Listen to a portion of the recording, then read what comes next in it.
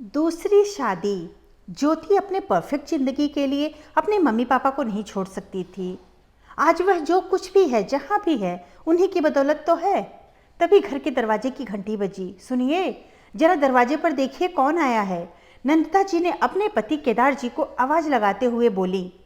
केदार जी बोले, ज्योति के साथ ऑफिस में काम करने वाला समीर आया है। समीर? लेकिन आज छुट्टी वाले दिन क्यों? ज्योति ने मन में सोचा। ज्योति आजा, समीर के मम्मी पापा आए हैं। इतना सुनते ही नंदिता जी बोली, जा बेटा देख। अरे मम्मी, सब्जी तो बन जाने दीजिए, पापा तो हैं ही। नहीं बेटा, तुम्हें पापा बुला रहे हैं, मैं यहाँ सब संभाल लूँगी। ठीक है मम्मी। फिर ज्योति ने ट्रे और ग्लास निकाले और पानी ग्लास में भरकर बोली, मम्मी पानी लेकर जा रही हूँ, आप भी गैस बंद करके जल्दी से आ जाओ। बाकी काम हम दोनों समीर के जाने के बाद निपटा लेंगे। पानी लेकर ज्योति किचन से निकल गई। आओ आओ बेटा, समीर की मम्मी ने प्यार से कहा। ज्योति ने समीर के मम्मी पापा का अभिवादन किया और उन्हें पानी का ग्लास पकड़ाया। समीर को पानी पकड़ाते हुए ज्योति ने इशारों में उसके अचानक से आने का कारण पूछा। समीर के जवाब देने से पहले ही उसकी मम्मी ने कहा, भाई साहब, समीर तो सारा दिन ज्योति की तारीफ करता रहता कि ज्योति हर काम में परफेक्ट है, ऑफिस में भी कभी किसी को शिकायत का मौका नहीं देती। तभी नंदिता जी भी ड्राइंग रूम में आ गई।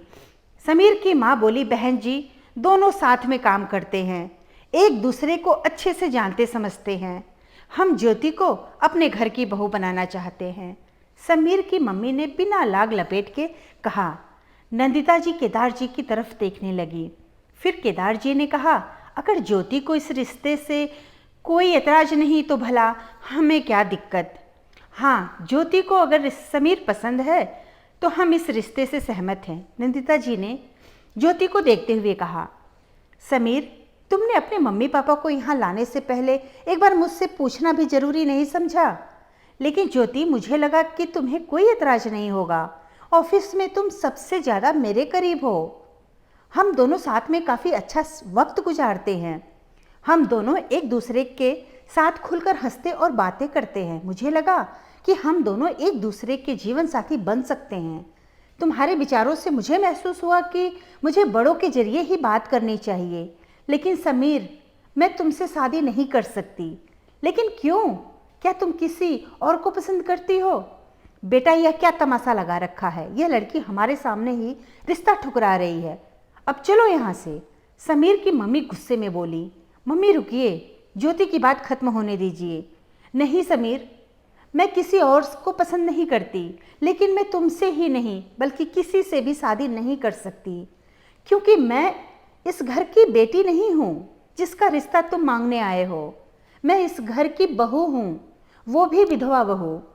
और ज्योति वहाँ से उठकर चली गई। समीर और उसके मम्मी पापा नंदिता जी और केदार जी की तरफ देखने लगे। ज्योति का कहा एक एक शब्द सच है, लेकिन इस बच्ची ने जितना प्यार और सम्मान हमें दिया है, हमारी अपनी बच्ची भी शायद नहीं देती। हमारे ही कारण वह दूसरी शादी नहीं करना चाहती। नंदिता जी ने भरे गले से कहा। लेकिन क्यों? समीर ने पूछा। समीर बेटा, तुम्हें क्या करना जानकर अब चलो यहाँ से, समीर की मम्मी ने कहा। मम्मी, मुझे जानना है, जरा आप सोचिए, ज्योति जैसी रिश्तों की कद्र करने वाली लड़की मुझे कहाँ मिलेगी, जो वाकई में अपने सास ससुर को मम्मी पापा ही मानती है। समीर के पापा ने उसके हाँ में हाँ मिलाते हुए कहा, सही कह रहा है समीर। फिर नंदिता जी ज्योति के बारे में बताने लगी। अपने 3 भाई बहनों में सबसे छोटी ज्योति का रिश्ता जो हमारे इकलौते बेटे प्रमोद के लिए आया तो हमें ज्योति बहुत पसंद आई, और हमारे बेटे प्रमोद को भी। तब ज्योति का ग्रेजुएशन फर्स्ट ईयर था। प्रमोद ज्योति से उम्र में 5 साल बड़ा था। हमने ज्योति के मम्मी पापा को एक बार और सोचने के लिए बोला था, लेकिन ज्योति के मम्मी पापा का कहना था कि लड़के की उम्र नहीं, आमदनी देखी जाती है, पढ़ाई का क्या, कौन सा इसे नौकरी करानी है। और हमें तो रिश्ते से कोई एतराज़ था ही नहीं। तो ज्योति हमारी बहू बनकर घर आ गई। शादी के बाद ज्योति ने अपनी पढ़ाई जारी रखने की इच्छा जाहिर की। हमने भी उसे प्रोत्साहित ही किया। शादी के बाद उसने बहुत अच्छे नंबरों से स्नातक पास किया। ज्योति ने स्नातक के बाद MBA करना शुरू कर दिया। वह MBA के अंतिम वर्ष में आ गई थी। सब कुछ अच्छा चल रहा था, लेकिन किस्मत को कुछ और ही मंजूर था। हमेशा की तरह प्रमोद अपने ऑफिस के काम से शहर के बाहर 2 दिन के लिए गया था। 2 दिन बाद प्रमोद और ज्योति की शादी की सालगिरह थी।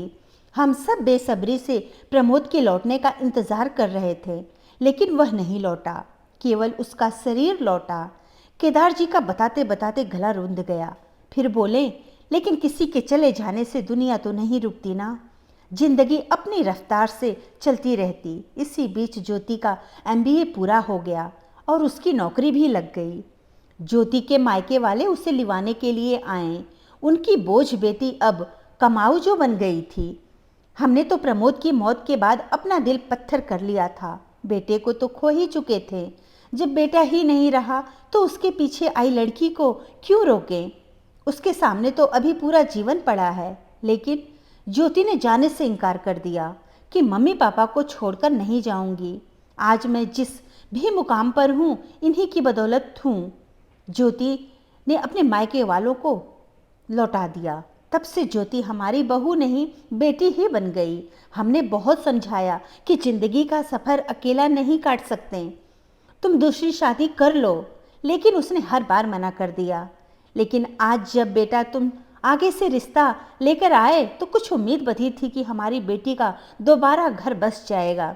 लेकिन यह पागल लड़की तो हम लोगों के लिए अपनी ज़िंदगी तबाह करने में लगी हुई है। नंदिता जी की आंखें बहने लगी। समीर की मम्मी बोली, बेटा अब तो तेरी शादी ज्योति से ही करेंगे, ऐसी निश्चल प्यार करने वाली लड़की कहाँ मिलेगी। आंटी, क्या मैं ज्योति से जाकर बात कर सकता हूँ? हाँ हाँ बेटा, क्यों नहीं, नंदिता जी ने कहा। ज्योति अपने कमरे में बैठी हुई खाली दीवार को टकटकी लगाए देख रही थी। ज्योति के मन में एक ही ख्याल आता, अगर अपनी ज़िंदगी में आगे बढ़ने की सोचती भी तो मम्मी पापा को पीछे छोड़ना पड़ेगा। प्रमोद के जाने के बाद वह उन्हें अकेले नहीं छोड़ सकती थी। उनके खुद के माँ बाप ने कभी उसके सपनों की परवाह नहीं की, लेकिन रस्मों रिवाजों से बने माँ बाप ने उसे सपने देखने में ही नहीं बल्कि पूरा करने के लिए भी प्रोत्साहित किया। इसीलिए वह हमेशा दूसरी शादी की बात टालती जा रही थी। समीर ने ज्योति के कमरे के दरवाजे को खटखटाया। ज्योति ने मुड़कर देखा तो दरवाजे पर समीर। तुम अभी तक गए नहीं? मैं तुम्हें पसंद करती हूँ, लेकिन तुमसे शादी नहीं कर सकती। ज्योति ने एक सांस में अपनी बात कह दी और दोबारा दीवार को घूरने लगी। ज्योति, एक बार मेरी पूरी बात तो सुन लो, फिर तुम जो कहो। मैं फिर कभी तुम्हारे रास्ते में नहीं आऊँगा। कहो, ज्योति ने समीर की तरफ देखते हुए कहा। ज्योति, आज सब कुछ जानने के बाद मेरे दिल में तुम्हारे लिए सम्मान और बढ़ गया। मैं तुम्हारे जज्बे की कद्र करता हूँ। बहू होकर भी बेटी से बढ़कर फ़र्ज़ निभा रही हो। अगर मैं तुमसे वादा करूं कि शादी के बाद भी तुम ऐसे ही अपने फ़र्ज़ निभा सकोगी, तभी भी तुम इनकार करोगी? कहने और करने में बड़ा फ़र्क होता है समीर, तुम पर कैसे विश्वास करूं? चलो, मुझ पर न सही खुद पर तो विश्वास कर सकती हो ना। जिस पल भी तुम्हें लगे कि मैंने तुम्हारे साथ तुम्हारा विश्वास को तोड़ा है, उसी पल तुम अपने आप को इस रिश्ते से मुक्त कर लेना। बेटा ज्योति, ज़िंदगी के सफ़र में एक हमसफ़र की बहुत ज़्यादा ज़रूरत होती है। हमने तो अपनी ज़िंदगी जी ली है, थोड़ी और बची है। तुम्हारे सामने तो पूरी ज़िंदगी है। तुम अकेली नहीं हो, यह सोचकर हम भी चैन से मर सकेंगे। नहीं तो ऊपर जाकर प्रमोद को क्या जवाब देंगे? और रही बात फ़र्ज़ की, तो शादी के बाद भी तुम अपने फ़र्ज़ निभा सकती हो। कमरे में आते हुए नंदिता जी ने कहा, मम्मी, मैं केवल इसी शर्त पर शादी कर सकती हूँ कि शादी के बाद आप दोनों हमारे साथ ही रहेंगे। तभी समीर की माँ बोली, हाँ बेटा, बिल्कुल, हम चारों तुम दोनों के साथ ही रहेंगे। और कोई शर्त? समीर ने ज्योति की तरफ देखते हुए कहा। ज्योति शर्माते हुए बोली, नहीं, अब जैसा आप सब लोग चाहें, मैं शादी करने के लिए तैयार हूँ। धन्यवाद दोस्तों, कहानी अच्छी लगी तो लाइक और सब्सक्राइब जरूर करिएगा और दोस्तों को शेयर भी जरूर करें।